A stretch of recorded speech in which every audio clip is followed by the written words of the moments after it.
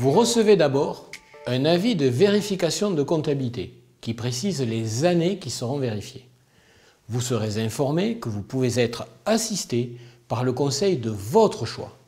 Restez serein, vous êtes présumé de bonne foi. C'est à l'administration de prouver que vous avez commis des erreurs, volontaires ou non.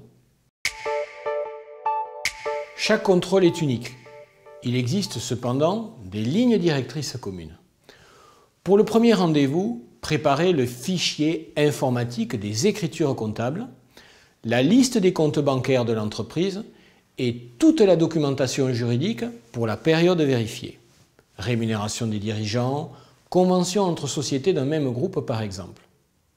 Cette première intervention permet au vérificateur d'organiser le déroulement du contrôle sur place ou à distance à partir du fichier informatique des écritures comptables. Faites en sorte d'avoir des échanges réguliers avec le contrôleur. Fournissez toujours les justificatifs à l'appui de vos réponses, comme des factures ou des notes de frais. À la fin des investigations, demandez un entretien de synthèse avec le contrôleur. Vous ferez ainsi le point sur les rectifications envisagées, c'est-à-dire la liste des erreurs observées et des sommes à payer.